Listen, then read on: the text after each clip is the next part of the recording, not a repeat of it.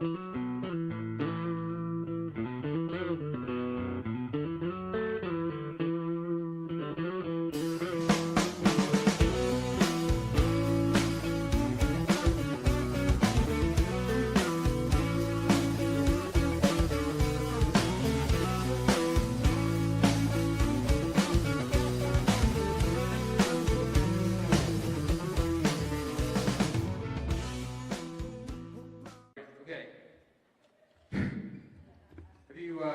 any interesting tweets lately?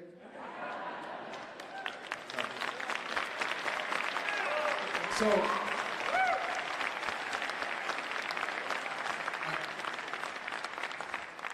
I want to say thank you to Grand Rapids Christian. I really do appreciate that they opened their doors for this tonight and gave us the opportunity to have a conversation here in the community about some stuff in the news that I think is really important.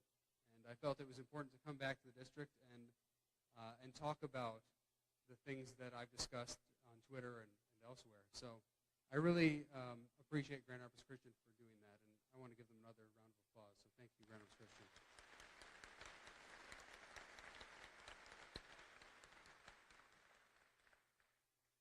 So my birthday was on April 18, and I got a birthday present, not a good one. The Mueller report came out on my birthday, which meant I had to spend my birthday thinking about that. But I took my time to read it.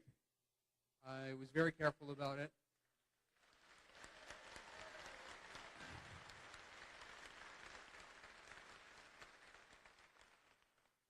You know, it was released right before the Easter holiday, so just before Good Friday and Easter holiday. And I'm Orthodox Christian, actually, so our Easter was the next week, so I had a whole other week of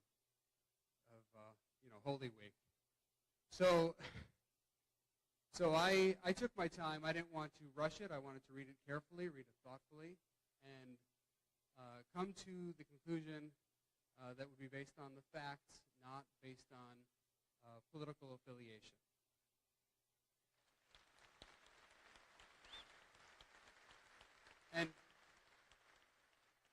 And it was very evident to me from the beginning that people were rushing to conclusions on both sides of the aisle, to be frank, because you had people making statements about it within hours after it was released. And it's a long report. It's 448 pages. Volume 1, it has more Russians in it than there are characters in Game of Thrones. So it takes a long time to get through that because you have to keep flipping back and forth to figure out who this person is and that person. So it can take a long time. But I focused most of my tweets and most of my comments on Volume 2. And Volume 2 deals with obstruction of justice. And, I'll try to keep the intro brief, and we'll have a chance to go back and forth with some questions. But in Volume 2, Robert Mueller very clearly identifies and analyzes a number of instances, several instances of obstruction of justice. And he identifies these instances and shows us all the elements. So he presents all of the elements of obstruction of justice. Now, the DOJ, the Department of Justice, has a position that you can't indict a sitting president, and I agree with that position. I don't believe you can criminally indict a sitting president. I think that's what the founders believed. So even though Mueller presents all of these elements, he lists them in his findings and analysis, he doesn't come to any assessment because he says, well, we can't indict a sitting president. And he didn't think it would be right to leave an open indictment like that, to leave open charges like that without being able to actually go forward with an indictment, and not give the president then also an opportunity to defend himself through the legal process, because it would just be sitting there during the president's tenure. So he really left it to Congress to come to a determination on these issues. And what I'll say is that in the Constitution, impeachment is a special form of indictment. It is not a criminal indictment. So we're not saying when we proceed with impeachment, if that were to happen, that we're charging the president with criminal counts. It's not about criminality. So even though Mueller's report makes clear that there are elements that meet criminal standards, that's not what impeachment is about. It's a finding that someone has violated the public trust. So the Constitution talks about treason, bribery, and other high crimes and misdemeanors. And when you go back and look at what the framers of the Constitution said, and early American scholars, and even current American scholars, they're pretty consistent on this, that high crimes and misdemeanors refers not to specific statutory crimes. And in fact, when the Constitution was written, there were basically no federal statutory crimes. The federal government wasn't really involved in criminal law. It was primarily state governments and local that would be more involved with criminality. But the Constitution says high crimes and misdemeanors, and our founders meant that as someone who's violating the public trust, someone who's abusing power. They even thought things like maladministration might be impeachable. So someone just not doing their job very well. Now, I'm not sure I would take it that far. I think there are problems with taking it that far, just someone being really bad at their job. But clearly things that violate the public trust are impeachable. Now, when you impeach someone, it doesn't mean that the person is found guilty of what they're being impeached for. It goes to the Senate for a trial. So, for example, President Clinton was impeached, but he was found not guilty of those impeachable offenses in the Senate. Similarly here, you could find impeachment, and then it would go to the Senate, and there's a trial. But I think it's really important that we do our job as a Congress, that we not allow misconduct to go undeterred, that we not just say someone can violate the public trust and that there are no consequences to it. And if you get a chance, I encourage you all to read the tweets where it lays all of this out. Mueller's report lays all of this out. And I'm confident that if you read Volume 2, you will be appalled at much of the conduct. And I was appalled by it. And that's why I stated what I stated. That's why I came to that conclusion, because I think we can't let conduct like that go unchecked. Congress has a duty to keep the president in check, and it is a difficult process. For those who are worried about Congress intruding on the president's powers consistently, it is a difficult process to remove someone from office. It's not easy. So no one's suggesting that just because you start some inquiry or process that a person's removed from office. Nonetheless, we have a job to do.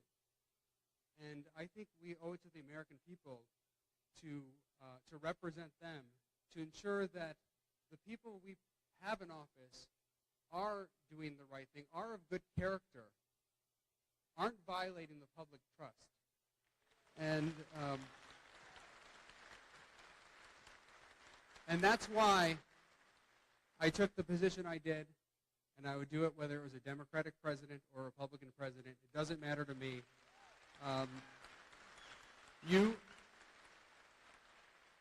You elected me to represent all of you. I'm not here to represent just one party. I'm here to represent everyone in the district, whether you voted for me or didn't vote for me. And that's the job I will continue to do on your behalf. So I want to thank you. So If the question's about tariffs, the answer is no. I don't support tariffs. So now, there are other ways to address the issue, and there may be certain types of targeted sanctions that might be in place, but broad sanctions or tariffs, I think, are not good proposals. So those aren't the kinds of things I would support. Yes. So that's an important issue, and we have worked on legislation, which we haven't introduced, but we are drafting legislation and looking at different proposals. I think that, and we all know that our immigration system is really messed up right now. There is obviously a crisis of sorts at the border with people coming in, many families coming in, and people being separated. And we don't want to see people separated at the border. We don't have enough resources down there. And I think there's been way too much focus on just the wall. And I've said before, I have no problem with enhancing fencing and security at the border. I don't have a problem with that. I don't think you should need to have a wall going all the way across or anything like that. But there are certainly areas where you can improve the border security. But just as important, if not more important, is that we have a better way to process people who are arriving, because there are many people who are seeking asylum, and not all of them are truly seeking asylum. Some of them may be pretending to seek asylum. They're coming here for other purposes. But we do have to have people there to assess that, and right now we don't have enough resources. And I think the President made a mistake when he said many times that he doesn't want to support more judges and more people to assess the claims at the border. He just wants to close it off and be, super tough on everyone. I think that's not the correct approach.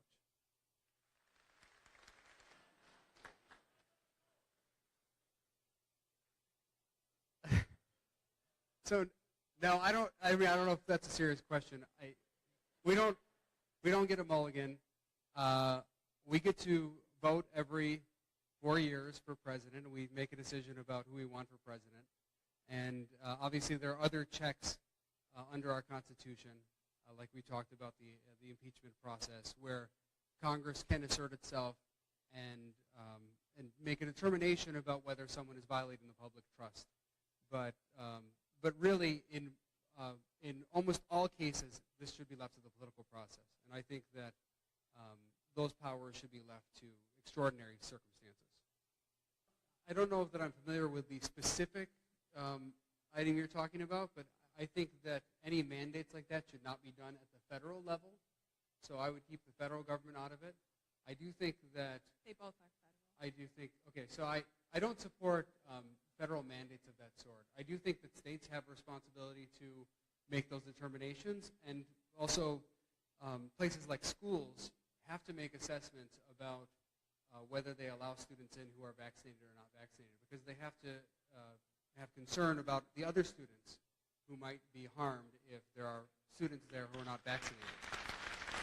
Well, thanks for the question. I do think it's appropriate for the speaker to proceed with an inquiry, to proceed with hearings and other things. I think she is, well, the speaker's really in charge of the House, and the speaker will make that determination. So no matter what any individual member of Congress wants to do, if the speaker's not on board, the thing is not happening. And that's true under Paul Ryan, and it's true under Nancy Pelosi.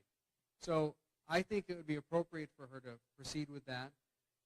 I think she's very nervous about some of her Democrats who are in what she considers tougher districts, and I think she's trying to maintain the majority, so she's sort of playing it both ways.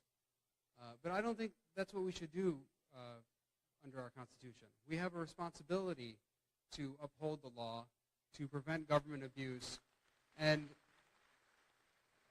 I think it's wrong for members of Congress to spend all their time, especially the leadership, taking into account these political considerations about whether it will hurt a member in his or her district that's what's wrong with our system right now. That's why we have so much discord, is because members of Congress are just following the party line all of the time.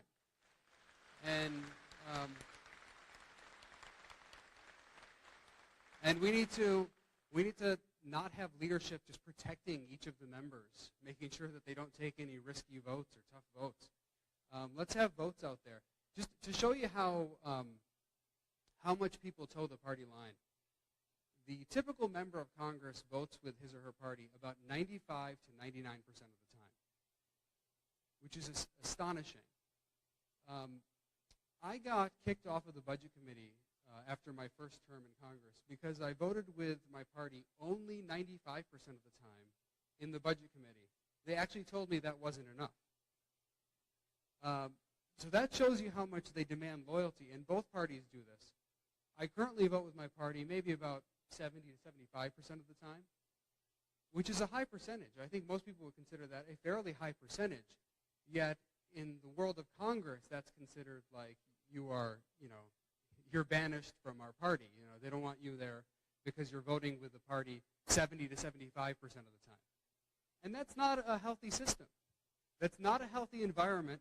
That's not how it used to work. And I think we really need to address that. And it really comes down to our leadership, whether it's Republican leadership or Democratic leadership. They're doing the wrong thing consistently. They're demanding this kind of loyalty. And if you have a system like that, you're never going to get honest representation. You're going to continue to get the kind of representation we have right now in Congress, where most members of Congress just stick with their party consistently.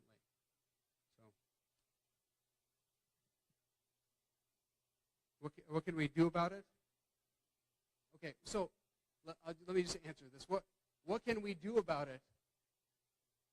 You need to be more concerned about the process in Congress. It's never talked about. It's the most important thing that's never talked about. The process makes all the difference.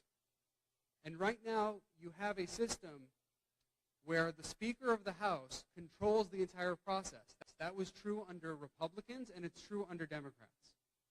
Under Paul Ryan, for example, we had, for the first time in Congress's history, an entire term where we weren't allowed to amend any legislation on the House floor. So for those of you who say things like, Justin, can you offer some amendments to make this change or that change? No amendments were allowed the entire Congress. And so far, under Speaker Pelosi, the same thing is happening. No amendments have been allowed on the House floor. Things are brought up under what's called a closed rule or a structured rule. Closed rule means no amendments at all. Structured rule means you can't offer amendments not on the House floor. You have to send them to a committee called the Rules Committee. So you submit those amendments, and then the Speaker of the House decides whether to allow those amendments to be voted on. And the Speaker of the House will not allow your amendment to be voted on if it has a chance of passing and does anything. So the only amendments that will get a vote are the ones that have no chance of passing. The Speaker thinks they don't really have any shot. Nobody's going to support this one. Or amendments that don't do anything. So an amendment that's just a messaging amendment. Those will get a vote on the House floor. The Speaker will say, yeah, send it through the Rules Committee, bring it to the floor. But for us to be able to offer an amendment on the House floor, that can't be done. Now, the House doesn't normally work this way. At the beginning of each term, we adopt something called the Rules of the House, the Rules Package. And these rules go back to the time of our founding, basically. Go back to the beginning of Congress. And each year, they get, every 2 years, they get readopted and they get amended a little bit. And the rules are actually pretty open. In other words, they give individual members of Congress a lot of power. But every single week since I've been there, every single week, we have waived or suspended the rules. So we have never followed the rules of the House of Representatives. It has never happened at any time I've been there. Now, you might ask, why do members of Congress waive or suspend the rules? Because we have to vote on that to waive them or suspend them. Because the members of Congress are told, if you don't do it, you will get kicked off your committees, You won't get chairmanship. If you have a campaign, we won't support you, and we might actually fund one of your opponents. So every single week, members of the majority, whether it's the Republican majority under Paul Ryan or the Democratic majority under Nancy Pelosi, every single week, the members of the majority vote to violate the rules of the House. They say the rules of the House will not be followed every single week. And when you think about it, it's obvious why that happens. The speaker has so much control. It's like a never-ending cycle, right? The speaker has so much power, and because she or he has so much power, it creates more power. The speaker can raise more money than all the members of Congress in that party combined. So the speaker has a tremendous amount of influence and can control the whole process. So if you go against the Speaker of the House and you're in the majority party, you're toast. And that's why people don't do it, and that's why we keep going through this cycle. And until people at home understand that and start caring about that, things will not change. Instead, what ends up happening, because we get so fixated on the particular outcomes of the week, the particular substance, everyone on social media complains about the particular issue at hand, and they don't think at all about the process and how we're producing legislation or not producing legislation. And if we focus more on the process, we could actually resolve these issues. You need the House to be a deliberative body where everyone participates and everyone has a chance to offer their amendments, to offer their ideas. And if you do that, I promise you, people will be less partisan, it will be more open. You will have better outcomes for the American people. You're saying, before you take the mic away, you're saying reducing subsidies? If the question is reducing subsidies, the answer is yes, I want to reduce subsidies. Okay, fantastic. Okay, so I would reduce subsidies. I don't think that every infrastructure project is the responsibility of the federal government. A lot of infrastructure, particularly when it's located exclusively within a state, is the state government's responsibility, and it shouldn't be handled by the federal government. That's not what the federal government is there for. So, I think we've lost sight of federalism as a principle, and one of the reasons I think we argue so much is because we have the federal government doing too many things, and we should have a greater division of powers. That's the way the system was created. I mean, when you go back to the framers, they created a system where powers are divided among the many states, and the federal government handles things that are very much in common. For example, national defense would be something that is common to all the states. It doesn't matter whether your state has 20 people or 20 million people. You have to have national defense protecting it from foreign attacks and other things. But other items can be handled, not all other items, but many other items can be handled at the state level, and that would be a better system where I think we would have a greater degree of happiness. We wouldn't be always fighting each other. First, I have one of the most constitutionally conservative and fiscally conservative voting records in the whole Congress. And in fact, I have voted to spend less than any member of Congress in either chamber since I've been in Congress. So I voted for less spending. When I got elected as part of the Tea Party movement, people cared about limited government. They cared about fiscal conservatism, making sure that our government wasn't spending too much. Under the current administration, spending is skyrocketing. So spending has gone way up. And Republicans, unfortunately, haven't said that much about it. And I've continued to vote to reduce spending at the federal level. I talked earlier about how I think we do too many things at the federal level. If you look at my scorecards from conservative groups, I'm at the top of like nearly all the scorecards. So you're not going to find me. I'm not like even a middle of the road Republican when it comes to these scorecards. I'm at the top or near the top of every scorecard. So I haven't changed. I'm who I said I was. I'm a principled, constitutional conservative who has stayed consistent regardless of whether we have President Obama in office or President Trump. Now, I heard your comments about the Mueller report, but you haven't stated any facts. What are the facts you're disputing? I tweeted about 70 times over a course of 4 threads, and I have yet to see anyone really refute the points that I make in the threads. So what are the specific points you'd like to refute? I'd be happy to hear. It is just not legally true that you can't obstruct justice when there's no underlying crime. How can you obstruct justice when there's no crime to begin with? It's very easy to explain. The reason someone may not charge an underlying crime is because justice was obstructed. So, for example, you might have a situation where someone obstructs justice and therefore evidence is destroyed or prevented from getting to the prosecutor. So the underlying crime then cannot be charged.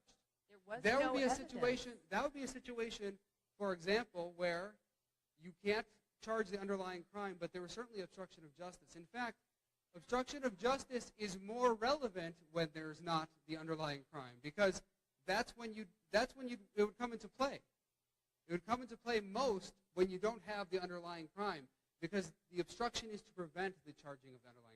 Okay, there was no crime because it was all based on a lie made up by the Democrats who didn't like the fact that Hillary Clinton lost and President Trump won. And also the deep state and the Republicans hated him too. They did, and it's ridiculous because Trump is all for limited government. Please be respectful, please. President Trump is all for limited government, just like you said, because the federal government can't do things. President Trump is not all for limited government. No, well, that's just not true. That's not true at all. Okay, you know what? I can't debate you on that because I haven't researched that. However, he wants to get rid of the Department of Education. Okay, he's free to do so. Okay, you know what, really? He's free to do so. He's the president. He could make a move to do so. Okay. So first of all, I'm a big supporter of criminal justice reform. I do think that our justice system is unfair in many ways, and it is particularly unfair to people who don't have power, who are not the president of the United States, not people who have great lawyers, So I'm very concerned about that, and I'll definitely look into that. Okay, but you got my case number? Oh, I'm sure we got it. It's okay. on camera. Okay. Everyone in the world's got it now. Thank you. Everyone's going to be reading this case. It's a great question. And it's something that everyone has to wrestle with. I wrestled with this issue quite a bit because, to me, the conduct was obviously impeachable. So then the question is, do you then move forward with impeachment proceedings? And my biggest concern, I thought about this for a long time. Like I said, I spent a month reviewing, analyzing, thinking about it. And I am concerned that we've gotten to the point where impeachment may never be used in any circumstance. And I think that is a greater risk than the risk that it will be used too often. When you have impeachable conduct, there are so many layers that need to be moved through before you would actually remove someone from office. So I think there are a lot of protections for someone like the president. You'd have to have a 2/3 majority in the Senate to convict someone, which is a very high threshold to get to, especially in a very partisan environment. But I do think that it is more dangerous for our country to allow a president to mislead people, make things up. For example, in the Mueller report, again, I think that a lot of my colleagues haven't read it.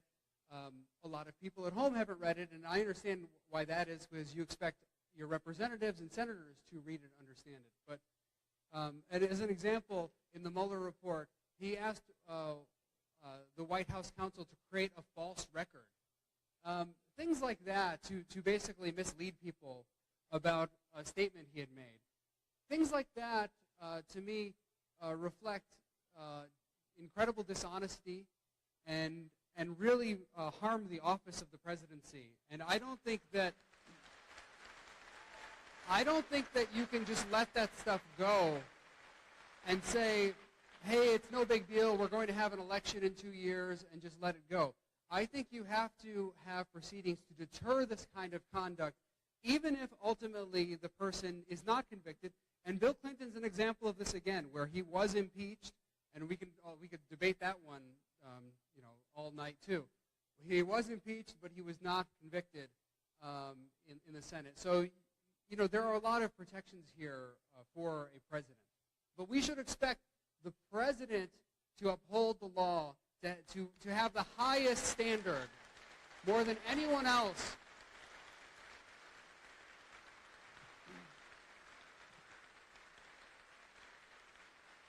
More than anyone in our government, we need the president to be ethical, to be of high moral character, and to do the right thing.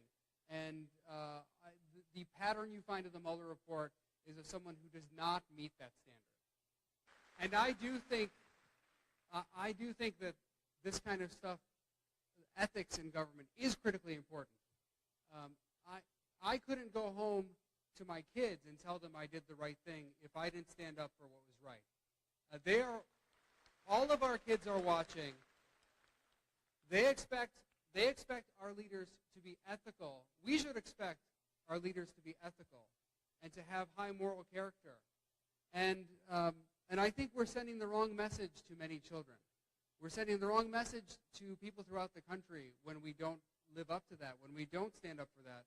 And I can tell you as a person who's from an immigrant family, my parents are immigrants, you see countries around the world where people do not respect the rule of law and they don't care about the character of their leaders. They don't care about the ethics of their leaders. And in these countries, all that matters is that your person is in power, and as long as your person's in power, that person's allowed to do whatever they want. And the good news is Americans aren't like that. We do still in this country believe in ethics, in character, and we want our leaders to represent all the people and not bully people, not fight for only one segment of the population. We need people who are going to represent the whole country, every single person, even people who they don't agree with. And I think that's what we need to have in office. Absolutely right. That is an abuse of power, and it's the abuse of power that is not talked about enough. And I have spoken out against it many times, and I spoke out against it when the Republicans had the leadership. So when there was a Republican speaker, I spoke out against it, and I'll speak out against it when Nancy Pelosi is speaker. It is not right for our congressional leaders to control it top down, to bribe members of Congress, basically tell them, you will get this or that if you stick with the team. You saw what happened to me from our so-called leader, Kevin McCarthy. I read the Mueller report. I'm sure he did not read it. I stated what it actually says, and he just resorted to ad hominem attacks and other various attacks that have nothing to do with the Mueller report. This is the kind of leadership, in quotes, that we now have in Congress. And the idea behind what they were doing was they want to intimidate and scare other members of Congress. They don't want other Republicans, and similarly, the Democrats will do the same thing. Nancy Pelosi will do the same thing to her people. They don't want people speaking out against the party line ever. If you speak out against the party line, they are coming after you. Oh, sure, they'll give you a little bit of leeway here and there if you don't make too much noise about it. But if you take any big position against what the leaders of your party want, then they are coming after you, and they will make an example of you. And that is the biggest abuse of power right now happening in our government that needs to be addressed, because if you wonder why the president, the executive, has so much power, whether it was Barack Obama or Donald Trump or any other executive, why they have so much power, it's because Congress is incompetent. Congress is impotent. They don't do their job. Congress says to the president, Mr. President, the only people you have to deal with are a few of us, just the leaders in Congress. If you deal with us, we'll take care of things and we can all work it out. Imagine if Congress were a deliberative body where every member of Congress had a say, where we all voted and we voted according to our minds and according to representation for our district. If we all went to Congress and did that and upheld the Constitution, then when leaders took a proposal to the president and said, this is what we passed out of our chamber, or passed out of both chambers, the president couldn't just say to the leaders, could you change this, or could you change that, or I want this or that. Because the leaders in Congress would say, Mr. President, I know you want this or that thing, but I have to take it back to the whole body, and we're going to have a whole nother debate, and people will be allowed to amend your proposal. It's a deliberative process, and we're going to discover the outcome, and then you can decide whether to sign it or not. But right now, under our current system, the president only has to work with a few people. All he has to do is work it out with a few people, and he gets his way. He has a lot more leverage than he does if he has to work with an entire deliberative body. And this is a huge problem that I'm asking all of you to pay attention to. Nobody talks about it. Nobody cares about it. It's not talked about on TV. You won't see it on Fox News or CNN or MSNBC. You won't see it in the blogs. But it is the biggest problem we face, and all of the other problems stem from that. If you're worried about President Trump is just a symptom of this problem. And you need to address this problem, and it's on you to make sure that you send members of Congress who are going to uphold the system, who are going to ensure that there's a deliberative process, who aren't just going to be cowed by their own party and do whatever the party wants. No, I've said many times I don't rule things like that out. And I haven't ruled out running for governor or Senate or state house or any other position like that, except state attorney general.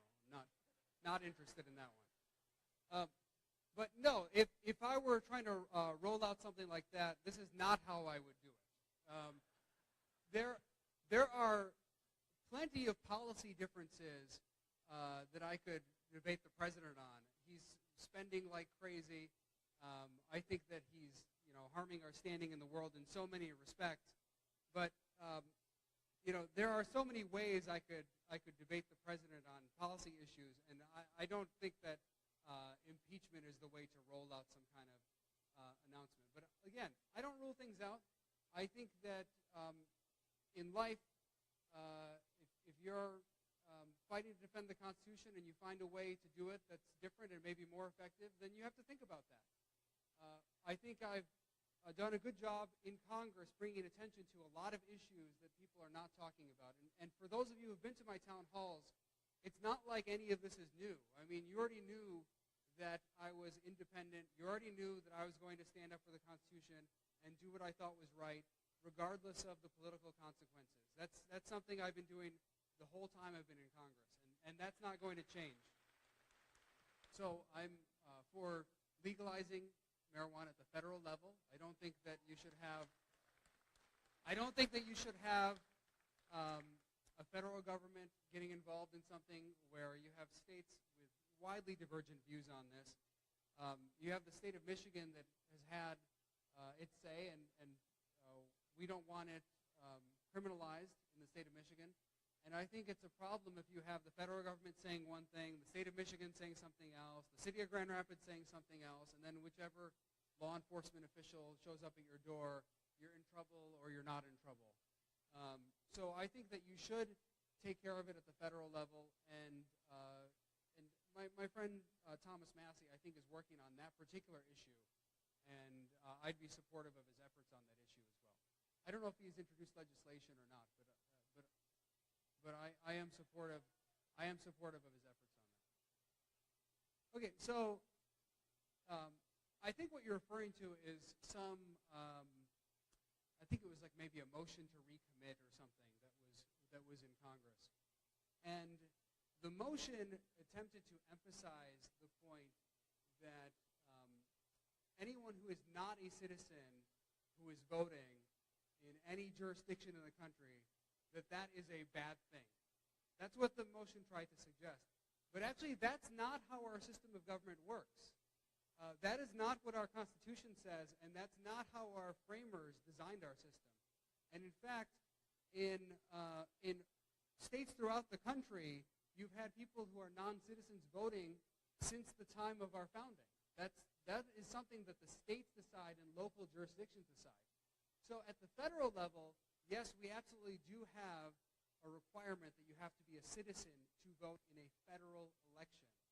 And I fully support that, 100%. And I even support requiring citizenship in state elections. But there may be situations where, you have some local election and you have residents, non-citizens but residents who are voting. They send their kids to the school or something like that. And it's just related to like a school board election. Well, that should be up to the local jurisdiction. That shouldn't be up to the federal government. And to think that the federal government should decide that actually goes against our constitutional system. It goes against our constitutional structure. So I can't support something like that because that defies the way our system was designed. So our system was designed to allow states to make those decisions. And in fact, the current law is that states and local jurisdictions make those determinations, not the federal government. That is the law, and that's our Constitution. So if people don't like that aspect of the Constitution, then you have to amend the Constitution. But that's the way our system works, and I think that it has its positives to it. That is a good question. The system we have in Michigan makes it very difficult to run as an independent. One of the things we have, for example, is higher ballot access requirements if you run as an independent. So you have to collect more signatures. It's much more difficult to get on the ballot. But then you face what I think is the biggest hurdle, which is straight ticket voting. And as much as straight ticket voting is often talked about, I think particularly by Democrats, as something that is a positive and is helpful to people so that we don't have long lines, et cetera, et cetera. I think it's largely something that both party establishments really like because it prevents alternative choices from appearing on the ballot and winning.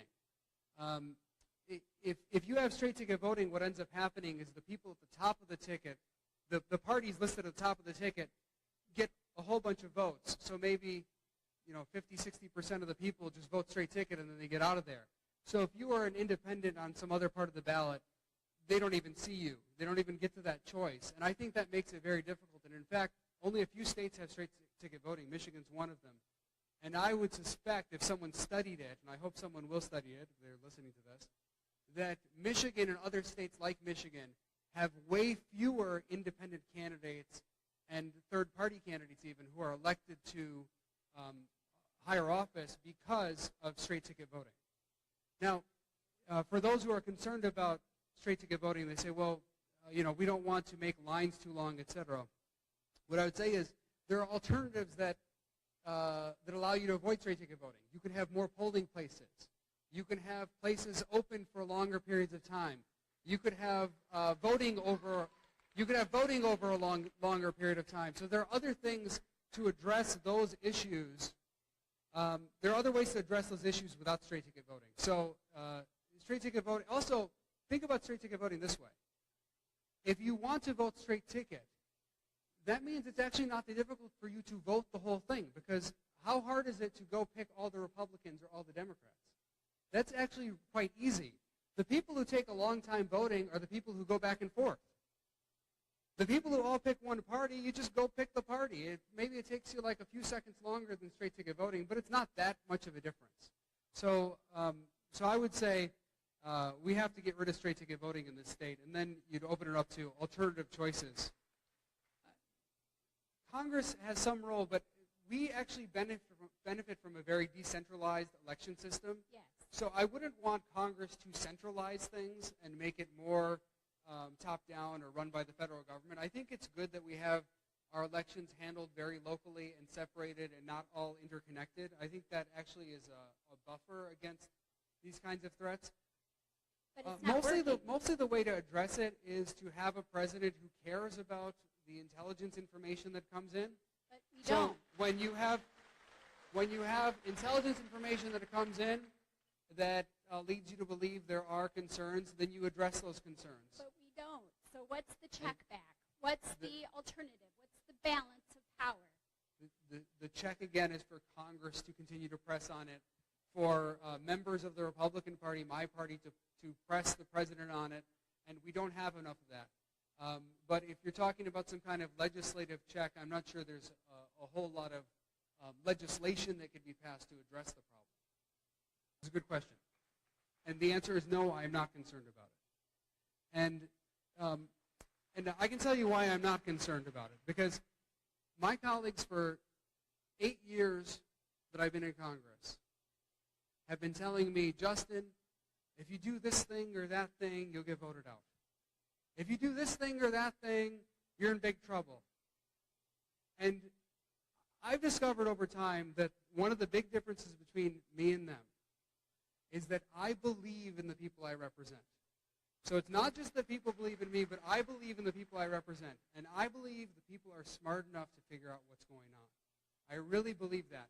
And in this district, I heard someone mention, running as a Republican on Trump's coattails or something. The president did much worse than I did in this district, okay? In fact, we've looked up the numbers. President Trump had the worst showing in Kent County of any Republican in the history of our county, and the worst showing in the city of Grand Rapids of any Republican in our city. So the president did not do well here. I did significantly better than he did, and in fact, in the prior election in 2018 and in 2016, I outperformed all of the Republicans in the district and across the state.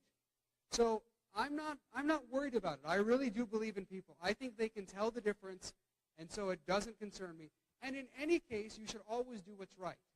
I don't think you should compromise your principles and your values to stay in power, because that's what people do time and again. They compromise themselves, and then what are they even there for? They claim to come to Congress to uphold some principles, and they don't even have any principles anymore. And it's often gradual. Like I've seen it with my colleagues so many times. Oh, I just won't be principled on this one. And then, oh, how about this one too? And then another one. And then a year later, they're like a zombie. They don't have any principles at all. It's just follow the leader. So whatever McCarthy says, or Ryan, or Pelosi, that's what they do. And that's not what I want to be. I never wanted to be that. I don't care for that. And I couldn't look my kids in the eye and say that I was a responsible person if I did that kind of thing. The answer is no. I do not have a factory. You hear these like ridiculous stories. I do not have a factory in China. I own part of our family's business here in Michigan, so it's in Wyoming. I was going to ask you if maybe you wanted to move into your district. So it sounds like you're already set. So I'm a part shareholder in our family business. Our family business does less than 10% of its products from China. So it doesn't manufacture, but it does purchase products from different places. But less than 10% is China. My brothers do own a trading company that does business in China. I don't own it. But again, that all is related to the 10% or less of our family business that is purchases from China. The rest of the purchases are United States or primarily Taiwan, frankly. So actually, people have brought up this tariff issue. And the tariffs actually marginally help our business. Because our business does so little with China compared to other hand tool companies, we actually marginally benefit from the tariffs.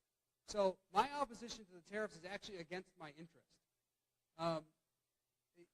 If I wanted to benefit, I would encourage the president to continue the tariffs because it actually helps our company in the long run. But I don't believe in tariffs.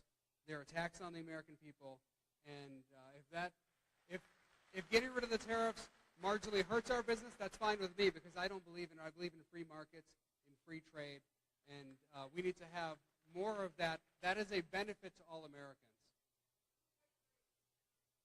Awesome answer. Thank you. Yeah, you're welcome. I'm sorry. Okay. I'll go to the young woman up there. Yep, right. Yep, yeah.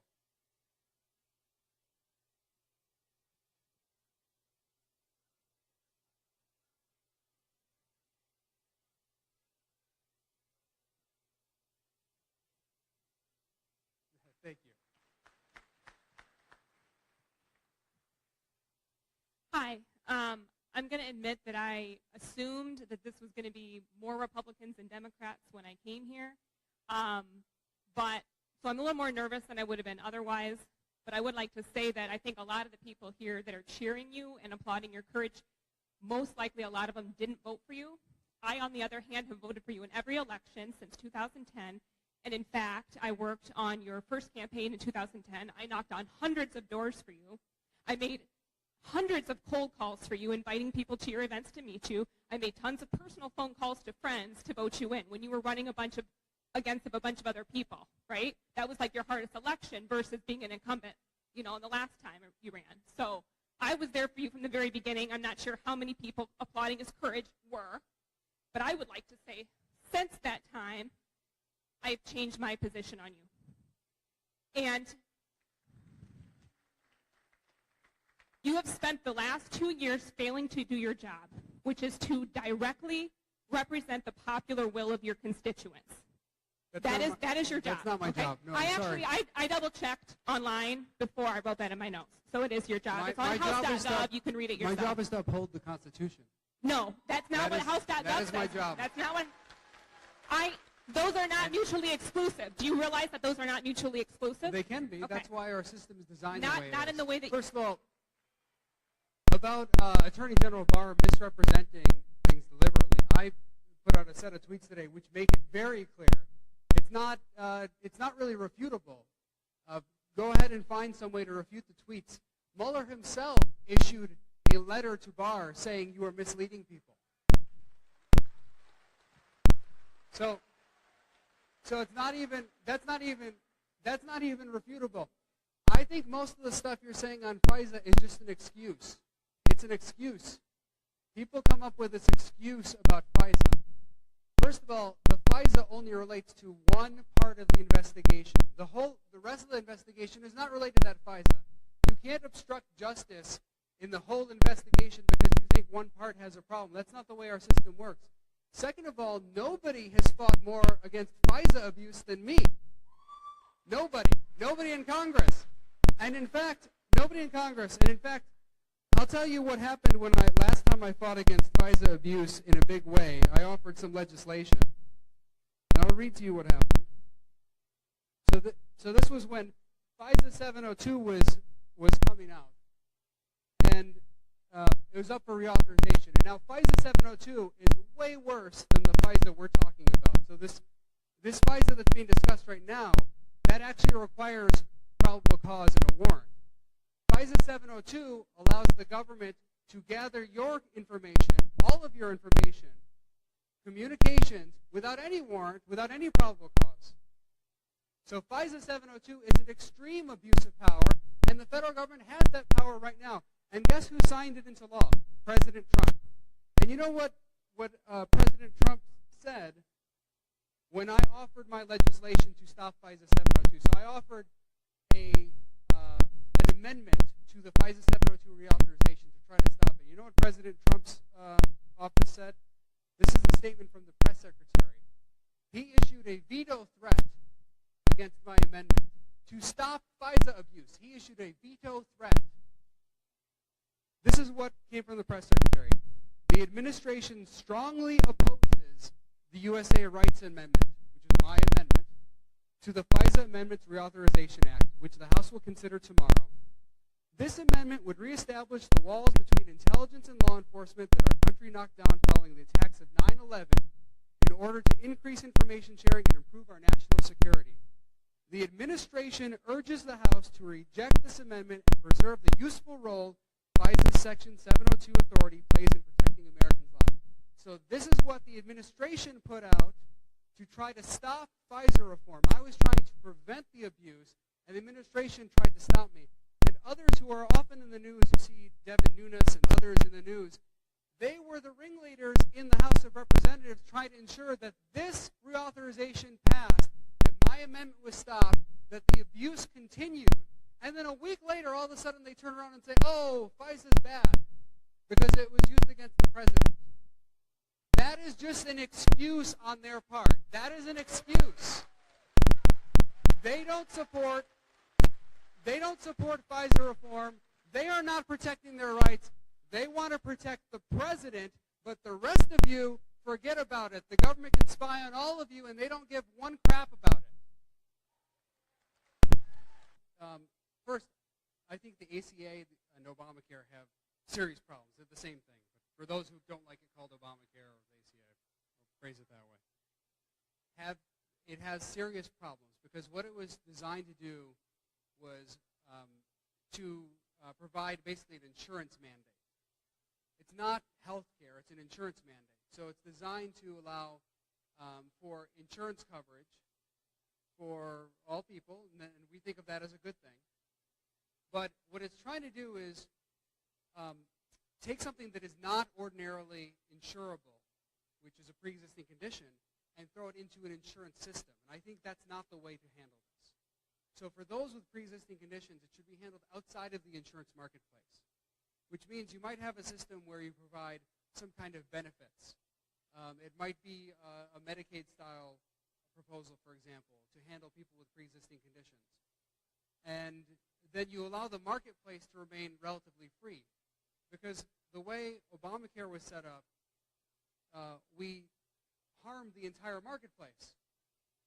So now you have rates going up on people who don't have pre-existing conditions. So a large percentage of Americans, particularly those with young families, or older children in the household still, they have serious problems being able to afford health care. And Obamacare hasn't addressed that. It hasn't fixed it. So the way to handle it, again, is to have some kind of bifurcated system. You can cover pre-existing conditions, but it should not be handled through the normal insurance marketplace. If you handle it that way, you're just going to raise insurance rates and make things more expensive for everyone. So I don't support just tinkering with Obamacare. I think that's a mistake. So they'd have to show evidence that the entire investigation was started corruptly. And there's been so far no evidence of that. People have made allegations about particular aspects of the investigation where there might be problems. And I don't make a judgment about that. There might be problems in some aspects of the investigation.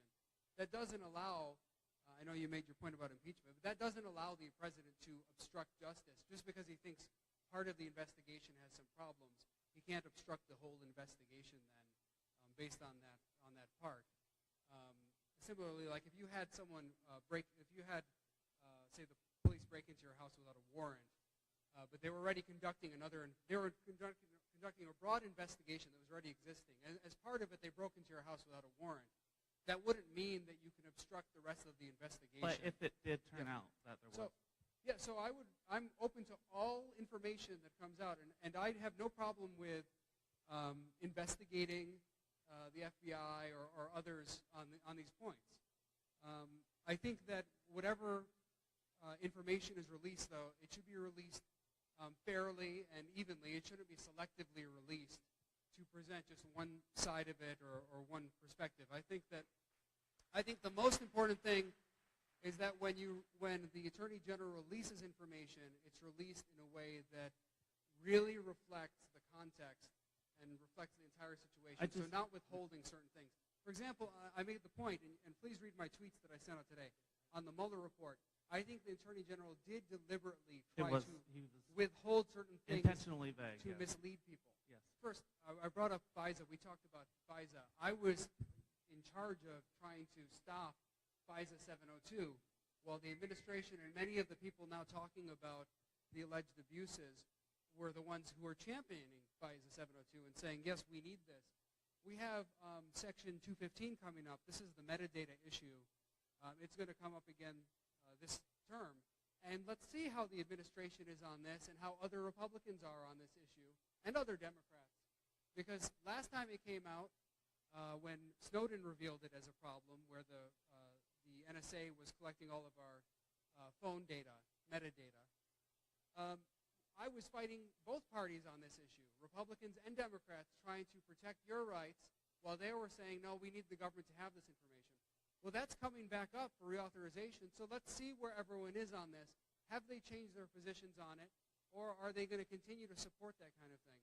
Because you'll know where I'll be on it. I'm going to be fighting for your rights. I have actually legislation to end the program, to end the metadata bulk collection program that's out there right now. And I could get some co-sponsors on it. If people care about those kind of issues, other members of Congress should co-sponsor it. But, yeah, I'm definitely open to looking at all the FISA stuff. It depends on what the Democrats are proposing. Like the Green New Deal, which I haven't read, is just a bunch of, it's like a resolution with a bunch of ideas and concepts, but it's not really a plan of sorts for how you would address climate change.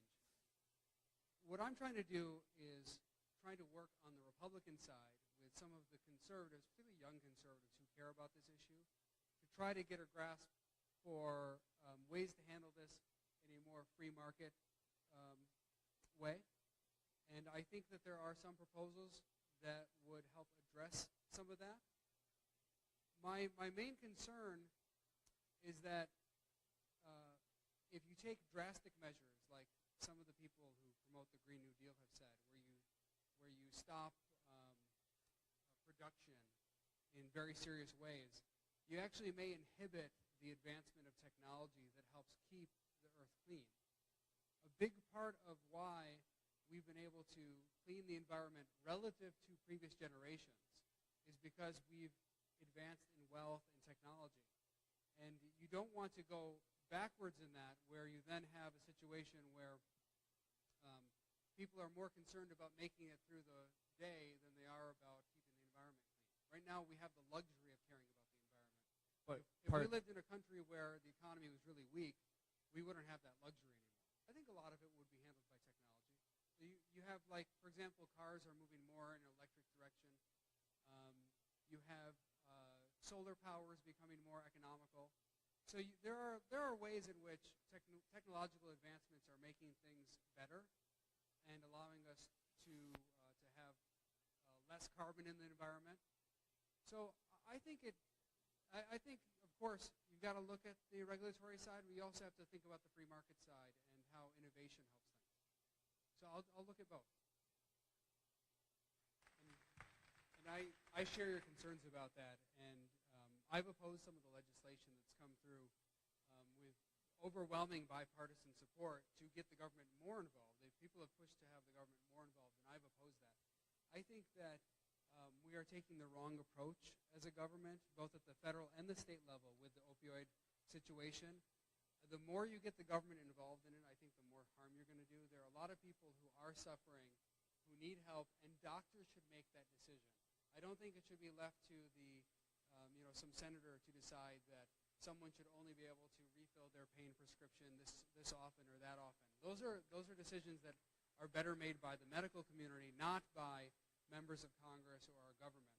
So I think that we should return the power to the doctors in those situations to work with the patients and make the determination. I feel for people in your situation and others, and I've had many people reach out to me about this issue who are concerned that the government is overstepping and actually harming people.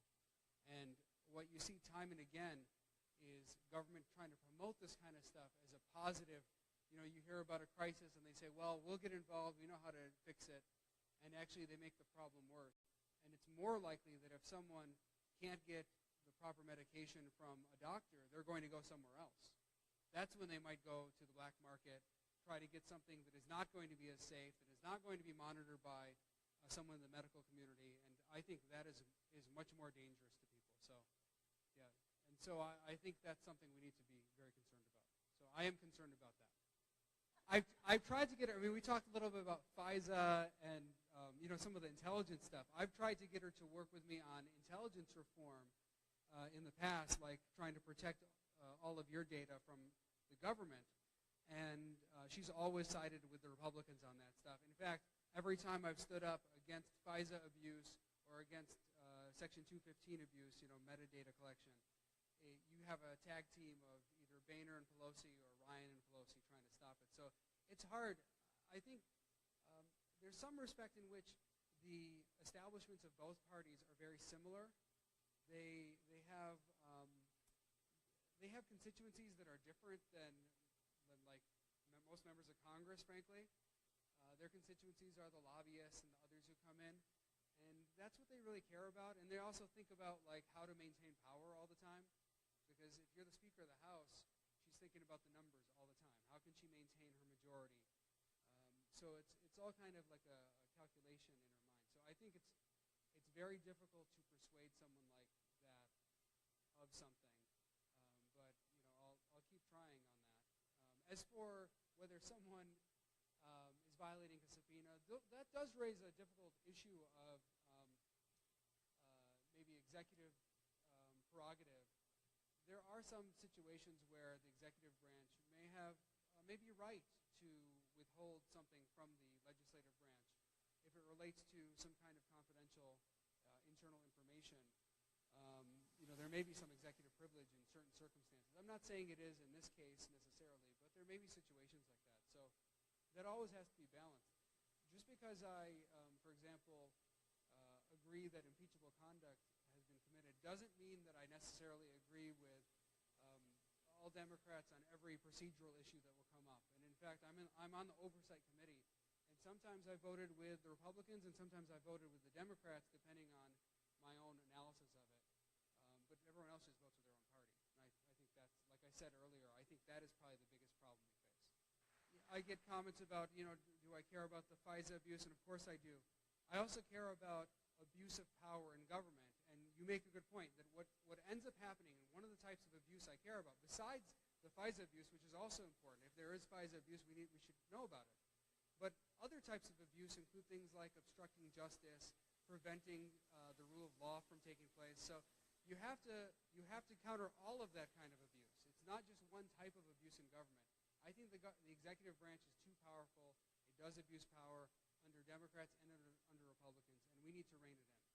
Yeah, I talked earlier about health care, and in fact, I spent a lot of time on the health care issue. Now, ultimately, the party did not go the way I wanted on that. The Republican Party didn't go the way I wanted. How do you want it to go? What will you do? I talked a little bit about it. You'd have more of a bifurcated system where pre-existing conditions would be covered in a different way as a benefit from the government. And we'd all be honest and open about it instead of trying to put it into the insurance system where it does actually a lot of damage to the insurance system as a whole and causes rates to go up. I think that's not good for most of the people who live in this district or who live in the country. So I worked hard on that and spent a lot of time, many, many hours on that particular issue. And I know that's an issue you care about. But ultimately, I don't get the say. I don't get to decide what comes to the House floor for a vote. Speaker Ryan decides that, and Speaker Pelosi. And we are at their mercy. Will you prioritize that issue? Yeah, it's something, in fact, it's something that we have spent a lot of time on my office. In fact, I spent hours outside of like normal working hours trying to develop a proposal. I appreciate that. What ended up happening is it became clear to me nobody wanted to proceed with this. So I've obviously not spent as much time with it recently because it didn't go anywhere. Nobody wanted to proceed with anything. They sort of just let it go. Student debt, what are you doing for student debt? It's killing people. Well, I don't think that you can resolve the student debt by having the federal government make it go away. It doesn't go away magically. Part of the problem is that students are getting loans very easily now, and when they get loans that easily, they don't necessarily make the right decisions about what to do with their college experience, and then you end up with college costs going up because what happens is, as you increase the number of loans, the college administrators or the colleges or universities, they decide we're just going to increase tuition rates. So people get more loans, tuition rates go up, and all that happens is you create a mountain of debt for students, and the beneficiaries are the colleges and universities. So that is not a good system. Okay, something can be done about it. And the last point is fair wages. Fair wages. Fair wages. People who work 40 hours a week making enough money to get by. What can you do about that? If you're talking about like a minimum wage increase or something like that, is that what you're suggesting? That's one option. What is your proposal for making it possible for hardworking people to get by in life? Well, I think you have to have the market make most of those decisions. You the can't market's have failing if the government comes in and makes those decisions, you end up with higher unemployment because what will happen, like if you increase the minimum wage enough, I'm not certain that all increases in minimum wage would cause this because there's probably like a little bit of wiggle room around where we're at. But if you increased it enough, like to a significant dollar amount, like you've seen in some cities across the country, what ends up happening is it ends up hurting the youngest people, the poorest people, the least skilled people, because businesses stop hiring them, they would rather hire someone at a higher wage who's more skilled, or they just decide we're going to operate with fewer people. So it has a negative effect if you just increase it. And I know that while many Democrats talk about increasing the minimum wage, in practice, what I've seen in Congress is Democrats voting to lower the minimum wage in places like our territories, like we have overseas territories. And in some cases where we've had very high unemployment, you've had Nancy Pelosi actually vote to stop minimum wage increases precisely for the reason that it hurts the economy. So I think people who really analyze the economics of it understand that it can't be fixed just by waving a wand and saying, we're just going to pay people more. I suspect there will be a lot of people who disagree with you on that point. And nobody is demonizing him. I read a report and gave my assessment, and that's the job of a representative. The person who demonizes people every day is Donald Trump. He goes on Twitter and calls people names and says the most egregious things about people. And somehow, if anyone challenges any policy position he has or says there's something in the Mueller report that we should look at, that's somehow attacking him or demonizing him. And that's totally ridiculous, of course. And everyone recognizes that. I don't think anyone thinks that is a reasonable position. He's the one demonizing people. He's the one attacking people day after day. And I don't think that's what people want in their elected officials. It's not healthy for our country. It's not healthy for our country for us to. This mic's acting weird now. It's not healthy for our country for people to have hatred toward each other, for people to be angry at each other every day. I think that the economy is doing very well, and I think the president deserves some credit for that, of course. And think about how well things are going in terms of the economy, and people are still so mad. Why is that? Why are people so angry with each other when things are going pretty well economically? And I think it's because of the tone we're setting at the top. We are not treating with each other with respect. And we need to bring that back. We need to treat each other with love and respect. And we don't have that right now. And if there's one thing I pray and hope for our country is that we'll love each other and care about each other, regardless of our backgrounds and differences. Because this kind of division is dangerous and it destroys liberty. I'm a big believer in liberty and the Constitution. I think nobody cares about liberty in Congress more than I do. And in Congress. I don't know you personally, but I'll take your word for it that you care a lot about liberty. So, in Congress, nobody cares about it more than I do.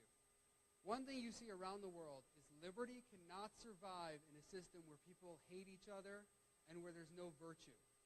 You can't have a system like that. And our founders and framers talked about that. You have to have people who care about virtue, and you have to have love. If you hate each other, if you disparage each other, what happens is other systems prevail. If you care about capitalism, for example, which system is more likely to have capitalism? A system where people care about each other, or a system where people hate each other? Definitely where they care about each other and love each other. When you have people who are angry, who are upset all the time, it is much more likely to create a situation where the government takes more control. So if you care about limited government, then you should be worried about people being so angry at each other. Because you can't have a system of limited government when there's that much anger and divisiveness. As I've mentioned, every member of Congress has to focus on certain areas. You're not going to do everything, of course, in Congress. So I've spent a lot of time on civil liberties issues, particularly like I talked about Pfizer reform and Section 215, which is the metadata collection. I've fought to protect your rights, and I've been the one to introduce the bills and take the debates to the House floor.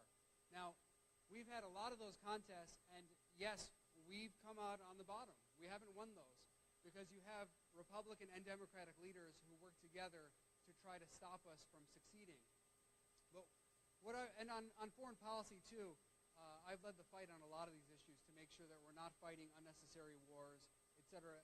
It's been my legislation a lot of times that is introduced, or my amendments that are introduced to prevent that. Although, again, lately we are not getting as many amendments because the system is kind of shut down. So what I would say to people is, I think that it's a false premise to assume that because a member of Congress passed a particular piece of legislation or is getting their amendments on the floor, that that member of Congress is accomplishing a lot. In fact, the way the system works is, again, sort of like like a patronage. Like, if you suck up to leadership and do their bidding, they will give you bills. So if you think that my colleagues have introduced these bills, any of them who've introduced bills, and most, frankly, don't have that many things that get all the way to the president's desk. That happens very rarely. But even the bills that go to the House floor from Republicans or Democrats, consistently those bills are handed to the member of Congress by leadership. So if the member of Congress has like a tough district, let's suppose your member of Congress has like a 50-50 district, or they only won the last election by 2 or 3 points or something like that, those members of Congress are actually handed legislation and told, here's your bill. I've had colleagues who don't even know about the bill that they have. They don't even know about it. They're just handed it. Here's your bill. We put your name on it. It's going to be on the House floor tomorrow. And that happens all the time.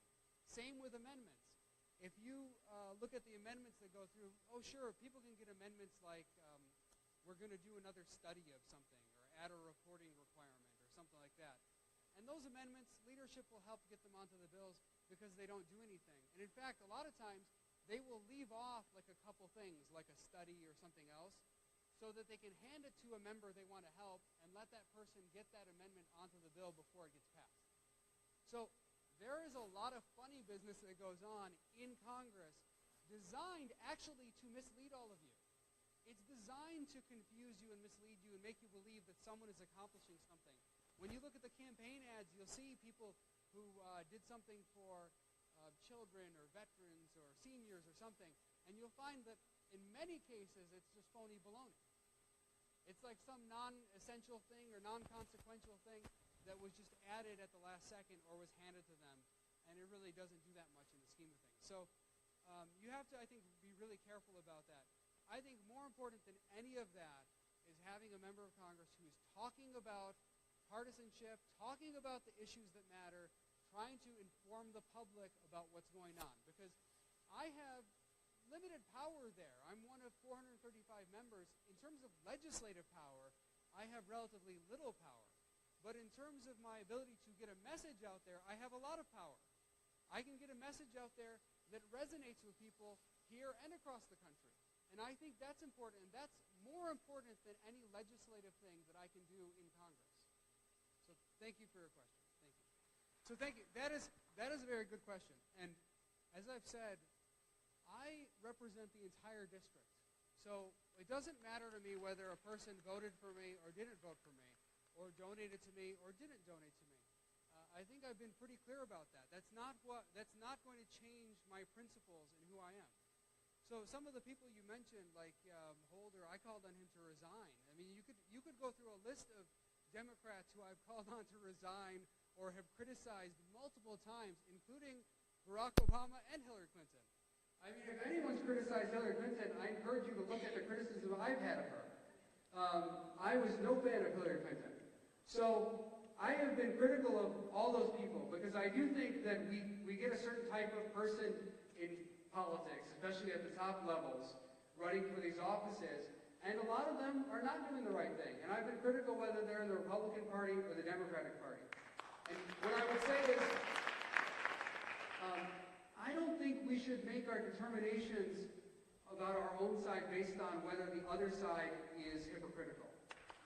I agree with you that many of the people, I can't speak for this room, but many of the people cheering me on will not vote for me, aren't going to support my campaign. I don't care. It doesn't matter to me though. This is what it means to be like a bigger person. Like It doesn't matter to me that some people won't support me or that they're hypocritical. You have to do the right thing regardless. So I hear people all the time. My colleagues tell me all the time. In fact, you wouldn't believe how many phone conversations I had or conversations in person with colleagues. Justin, by the way, a lot of them think I'm right about the Mueller report, and they just won't say it. There are a lot of the Republicans. And what they'll say to me is, Justin, you know, going out publicly with that, you know the Democrats will never support you. You know that they're hypocrites on this stuff. And I say, you know, some of them are, some of them aren't. But it doesn't matter to me. Because you have to look at what you're doing first. You have to care about what you're doing. And if you have a society where all we care about is that the other side is bad, and therefore we don't have to do the right thing, that society will break down, and you will have no liberty. For those of you who care about liberty, who care about our Constitution, I assure you, the surest way to make our Constitution a dead letter is to have a society where we all hate each other and we don't care about what the other side is doing, what they're doing right or wrong. We're just going to hate them and disagree with them. That's the surest way to destroy our Constitution. And I refuse to be a part of that. I will always stand up for liberty, stand up for our Constitution. And with that, I want to thank you all for being here. And thank you so much.